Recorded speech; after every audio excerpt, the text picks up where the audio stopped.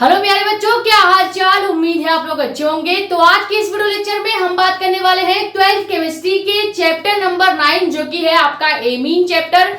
और इस चैप्टर का आज हम लेने वाले हैं आखिरी वीडियो लेक्चर जो कि है लेक्चर नंबर 3। ठीक है, अब इस लेक्चर नंबर 3 में हम क्या देखेंगे, पूरे चैप्टर का जितना भी इंपॉर्टेंट नेम रिएक्शन है वो हम आखिरी वीडियो लेक्चर में कवर करते हैं। जैसे हमने आपको चैप्टर 6 के जितने भी इंपॉर्टेंट नेम रिएक्शन थे वो आखिरी में दिया था, सेम वैसे चैप्टर 7 का भी दिया था, सेम वैसे ही चैप्टर 9 यानी जो एमीन चैप्टर है इस चैप्टर में भी जितना नेम रिएक्शन है वो पूरा नेम रिएक्शन एक ही वीडियो में आपको सबसे लास्ट वाली वीडियो में दी जाती है, जो कि आज का हमारा वीडियो लेक्चर 3 है। और इसमें टोटल इस पूरे चैप्टर में अगर बात की जाए तो टोटल 3 नेम रिएक्शन है, बस 3 नेम रिएक्शन। ठीक है, अब ये 3 नेम रिएक्शन में से 2 ऐसे नेम रिएक्शंस हैं जो हर बार पूछे जाते हैं। जैसे आपका हो गया हाफमान ब्रोमेमाइड अभिक्रिया और उसके बाद सेकंड हो गया कार्बिल एमीन अभिक्रिया। ठीक है, तो ये दोनों नेम रिएक्शंस ऐसे हैं जो हर साल पूछे जाते हैं और केवल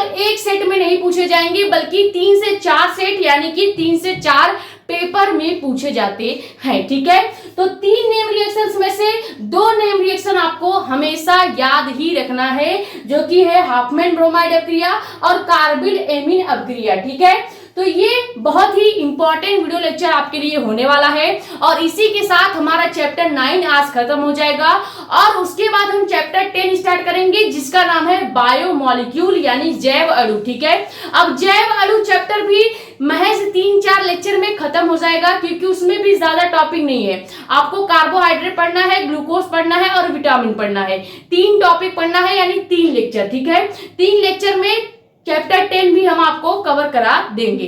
इसके पहले हमने आपको केमिस्ट्री में कई सारे ऐसे इंपॉर्टेंट वीडियोस या टॉपिक कवर कराए हैं जो कि चैप्टर 1 से लेके चैप्टर 9 तक जितने भी इंपॉर्टेंट टॉपिक या वीडियोस आपको दिए गए हैं। अगर आपने कोई भी टॉपिक या वीडियो नहीं देखा है तो आप प्लेलिस्ट जाके देख सकते हो।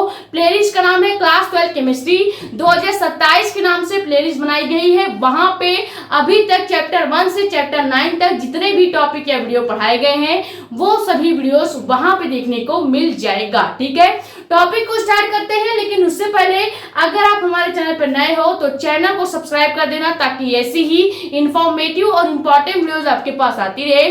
ज्यादा से ज्यादा वीडियो कर दो शेयर ताकि और भी लोग जुड़ जाए। बाकी अपने कमेंट्स या डाउट आप यहाँ पे या हमारा इंस्टाग्राम आईडी भी है मेडिको एस्पिरेंट साक्षी मिश्रा नाम से, वहां पे भी डाउट्स पूछ सकते हैं। ठीक है, बोर्ड एग्जाम में ये सभी रिएक्शंस पूछे कैसे जाएंगे, 2 तरीके से पूछा जाता है।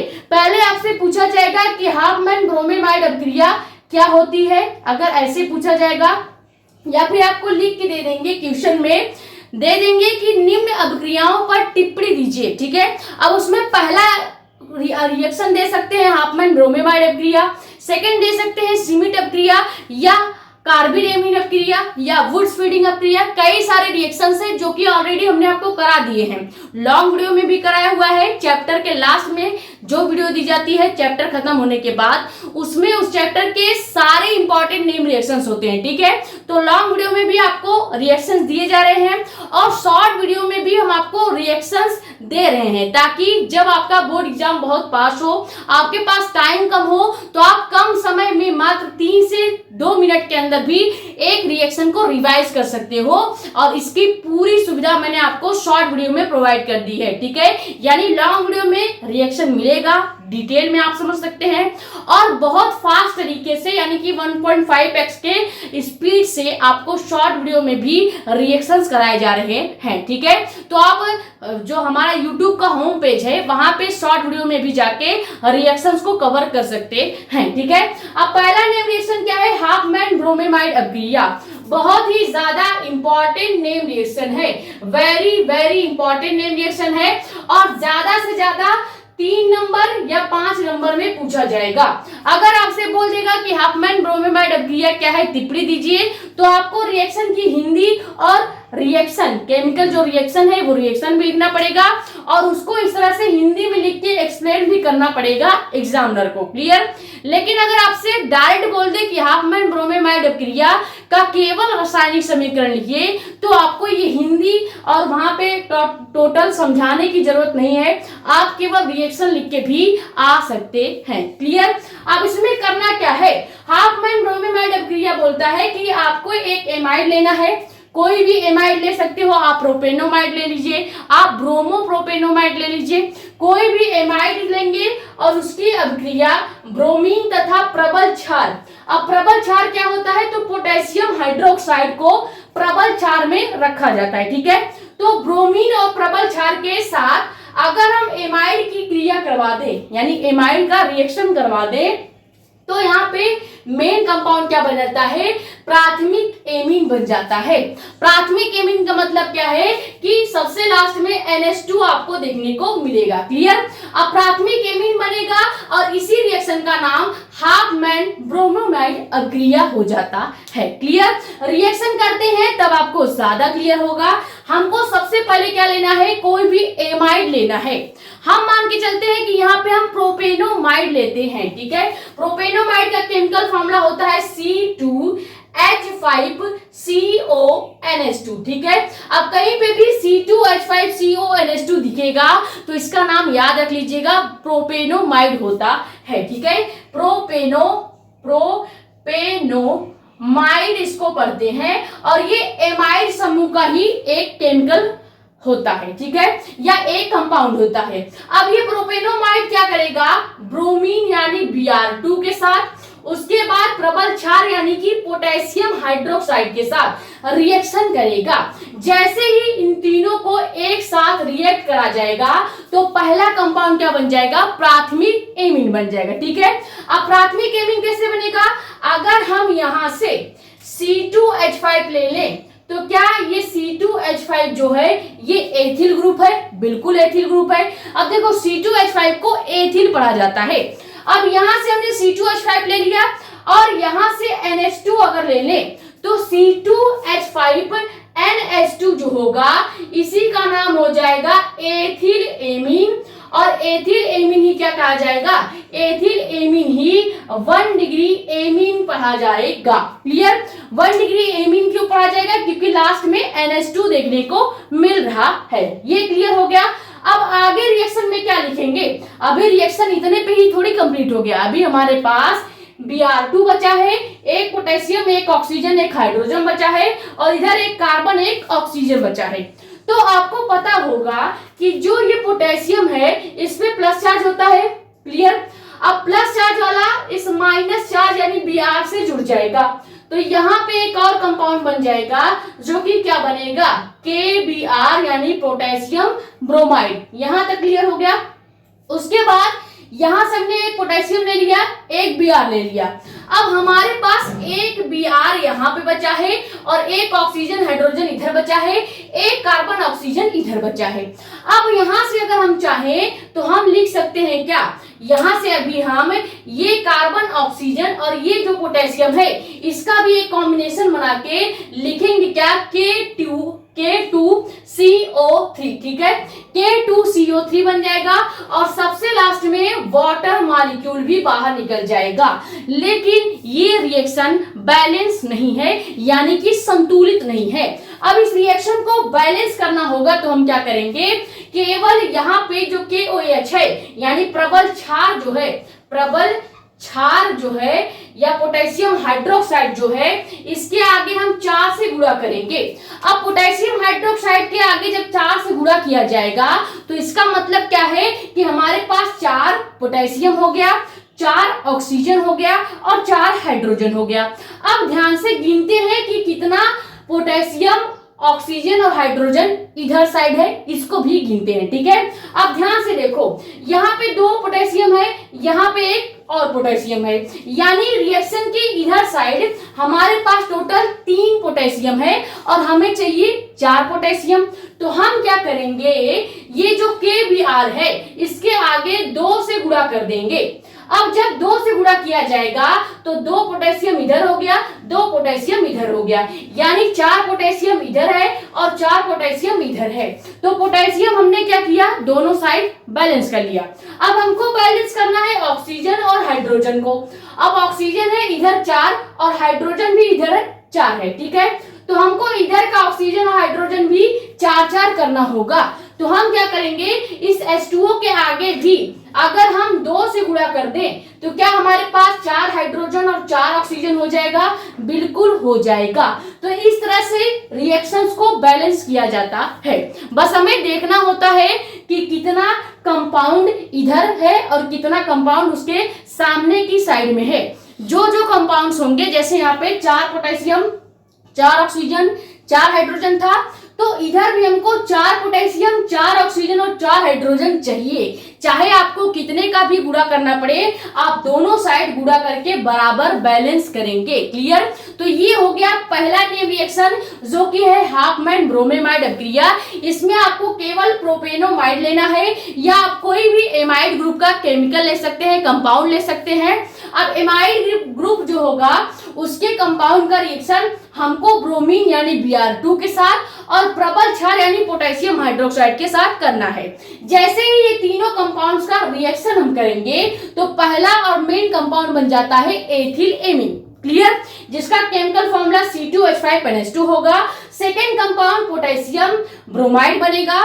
थर्ड कंपाउंड K2CO3 बन जाएगा और फोर्थ कंपाउंड वाटर मॉलिक्यूल बनता है। लेकिन हमें केवल मेन कंपाउंड से मतलब होता है और मेन कंपाउंड को ही आपको लिखकर भी बताना पड़ेगा। क्लियर हो गया। ये स्क्रीनशॉट कीजिए। फिर सेकेंड नेम रिएक्शन देखते हैं, जो कि है कार्बिल एमीन अभिक्रिया। ये रिएक्शन बहुत ज्यादा इंपॉर्टेंट है। सेम इसी तरह कार्बिल एमीन रिएक्शन भी बहुत ही ज्यादा इंपॉर्टेंट है।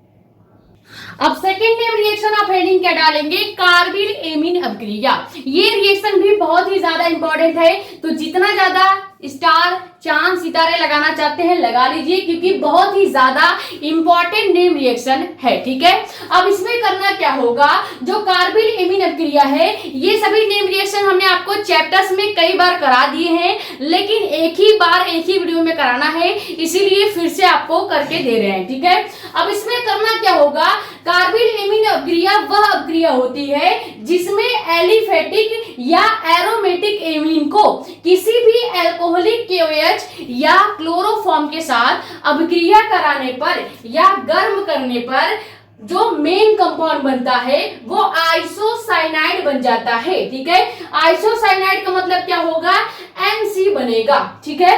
अगर Cl लिखा होगा तो साइनाइड पढ़ेंगे, NC लिखा होगा तो इसको आइसोसाइनाइड पढ़ेंगे। आइसोसाइनाइड पढ़ते हैं। ये दोनों आप अंतर जान लीजिएगा। ठीक है।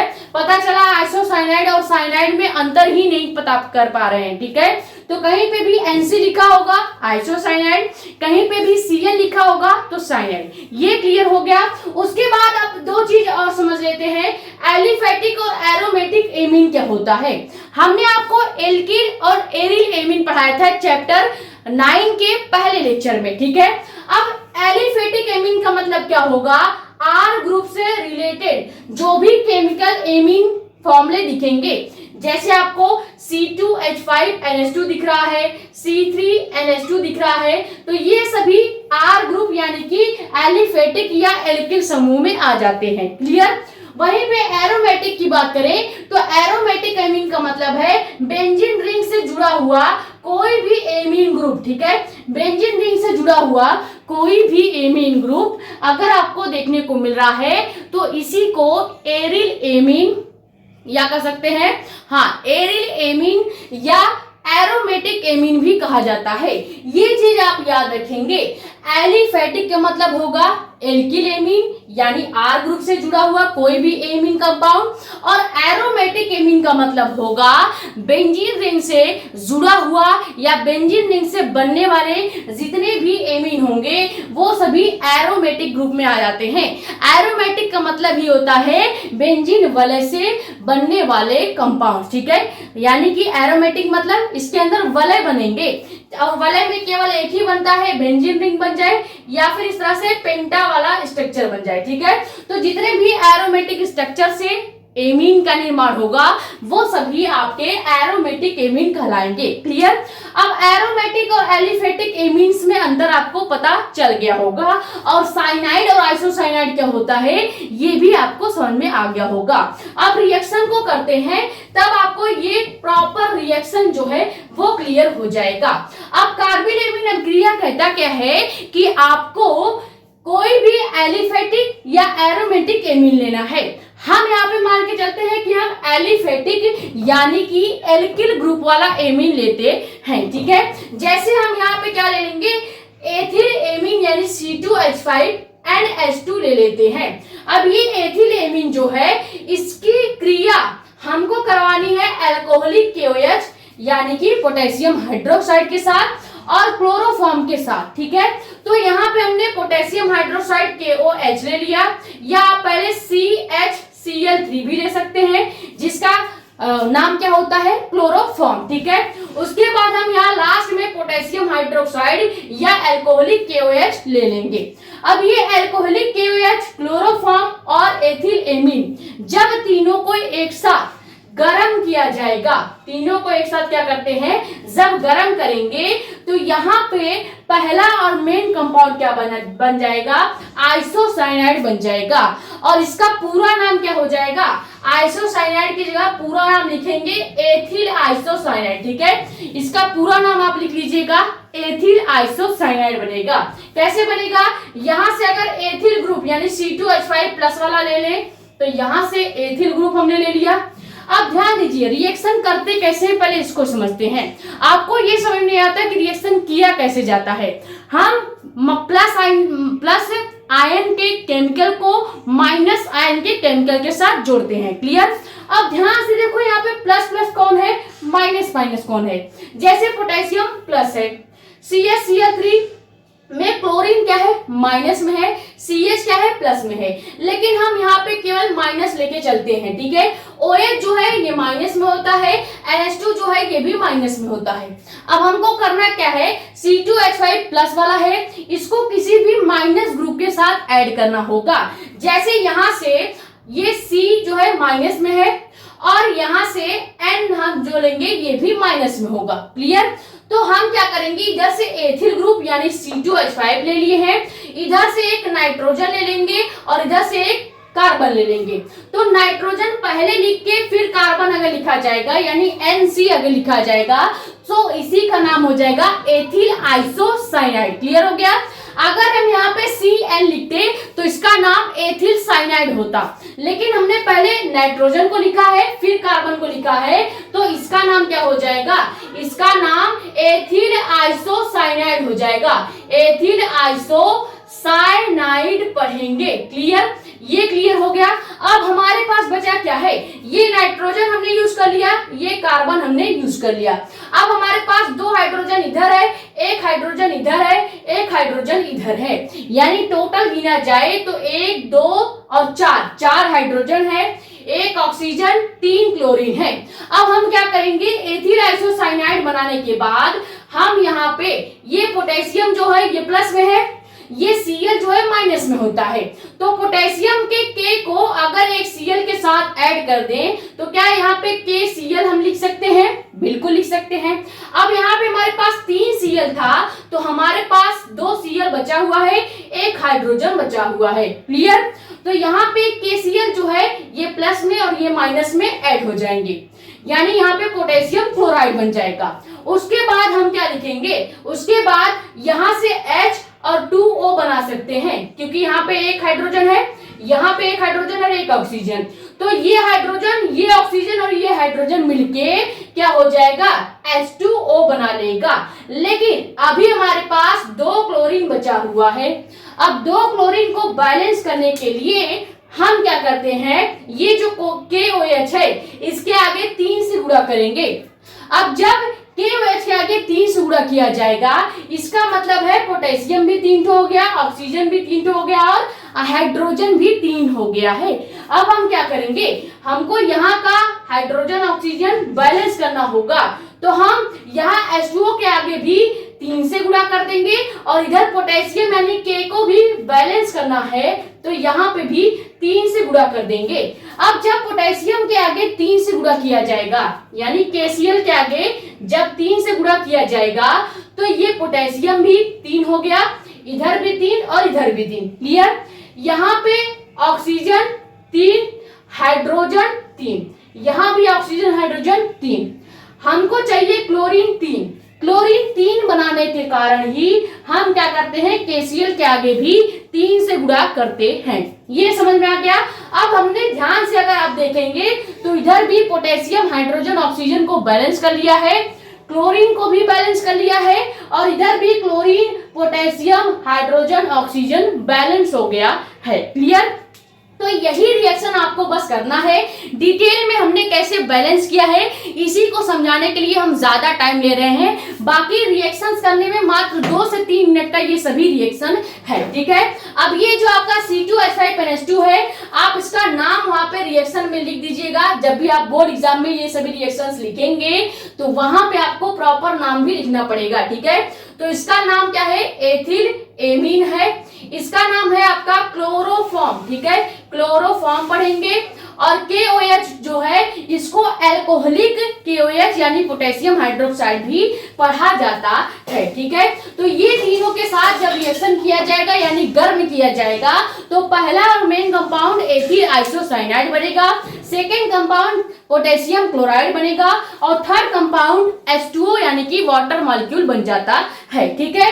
तो ये रिएक्शन आपको समझ में आ गया होगा, ये स्क्रीनशॉट कीजिए। फिर आखिरी रिएक्शन समझते हैं जो कि है सीमिट अभिक्रिया।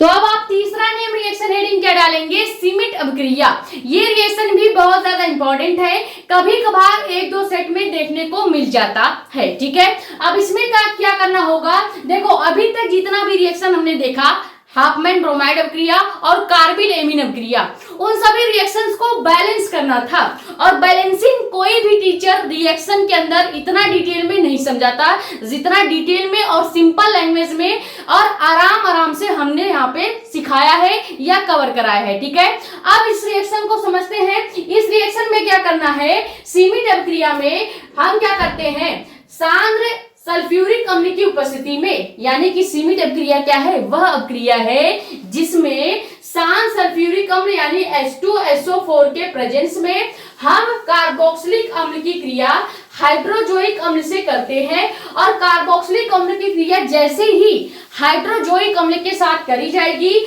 तो यहाँ पे मेन कंपाउंड क्या बन जाएगा, 1 डिग्री एमीन यानी कि प्राथमिक एमीन बनता है। क्लियर हो गया? अब ये प्राथमिक एमीन बनने की जो प्रक्रिया है, इसी के कारण इस रिएक्शन का नाम क्या पड़ जाता है, सीमिट अभिक्रिया पड़ जाता है। ठीक है? अब इसमें पहले समझते हैं कि हाइड्रोजोइक अम्ल क्या होता है। जब तक आपको ये पता नहीं होगा कि हाइड्रोजोइक अम्ल क्या है, तब तक आप रिएक्शन को नहीं कर पाएंगे। अब हाइड्रोजोइक अम्ल का केमिकल फॉर्मूला क्या होता है, पहले इसको समझते हैं। देखो अगर कहीं पे NH3 लिखा है तो इसको हम क्या नाम देते हैं, अमोनिया पढ़ते हैं। ठीक है? अमोनिया पढ़ेंगे।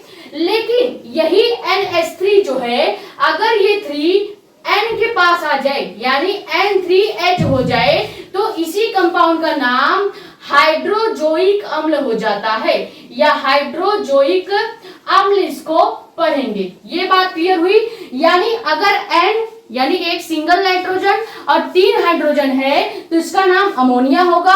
अगर 3 नाइट्रोजन एक सिंगल हाइड्रोजन हो जाएगा तो ये आपका हाइड्रोजोइक अम्ल पढ़ा जाएगा। ये क्लियर हो गया? अब हमको कार्बोक्सिलिक अम्ल के साथ इस हाइड्रोजोइक अम्ल का रिएक्शन करवाना है। ठीक है?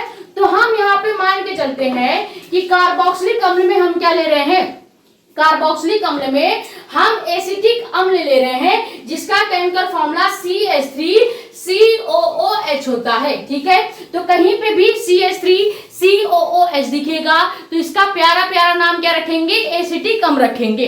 एसिटिक अम्ल इसका नाम हो जाएगा, एसिटिक अम्ल इसको पढ़ेंगे। ठीक है? अब इस एसिटिक अम्ल का ही रिएक्शन हम N3H यानी कि हाइड्राजोइक अम्ल के साथ करते हैं। ठीक है, तो हम ये सब इरेज कर देते हैं क्योंकि ये केवल आपको समझाने के लिए लिखा गया था। तो जैसे ही एसिटिक अम्ल हाइड्रोजोइक अम्ल के साथ रिएक्ट होगा, वो भी किसके प्रेजेंस में, ये पूरा रिएक्शन किसके प्रेजेंस में हो रहा है, तो शांत सल्फ्यूरिक अम्ल के प्रेजेंस में हो रहा है।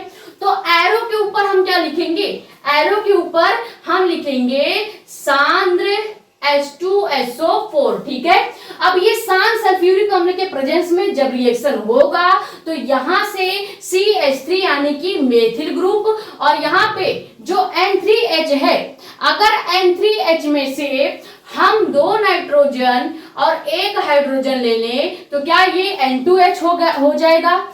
N2H को क्या पढ़ते हैं, एमीन पढ़ते हैं। तो ये N2H अगर हम CH3 के साथ जोड़ दें, यानी CH3N2H अगर हम लिख दें तो ये क्या बन जाएगा, यही आपका प्राथमिक एमीन बन जाएगा, प्राथमिक एमीन बन जाएगा, या इसी का नाम क्या होगा, मेथेनेमीन इसको पढ़ेंगे, मेथेनेमीन इसको पढ़ा जाएगा। ठीक है, क्योंकि CH3 को पढ़ा जाता है मीथेन और NH2 को पढ़ा जाता है एमीन। जब मीथेन और एमीन मिलेगा तो इसी का नाम हो जाएगा मेथेन एमीन। क्लियर, और या फिर हम इसको 1 डिग्री एमीन भी बोलेंगे। 1 डिग्री एमीन क्यों बोला जाता है, क्योंकि यहाँ पे लास्ट में NH2 ग्रुप दिख रहा है। हमने आपको एमीन जब पढ़ाया था लेक्चर 1 में, तो वहां पे आपको बताया था कि 1 डिग्री एमीन क्या होगा, 2 डिग्री एमीन क्या होगा, 3 डिग्री एमीन क्या होगा। अगर आपको नहीं समझ में आ रहा है तो पहला वीडियो लेक्चर जाके प्लेलिस्ट से देखिए, तब आपको ज्यादा क्लियर होगा। क्लियर हो गया। अब ये बन गया क्या, मेथेनेमीन। अब रिएक्शन यहाँ पे कंप्लीट नहीं होता है, हमारे पास अभी क्या बचा है, हमारे पास एक नाइट्रोजन बचा हुआ है, एक नाइट्रोजन बचा है, और यहाँ पे COOH यानी 2 ऑक्सीजन, 1 कार्बन और 1 हाइड्रोजन बचा है।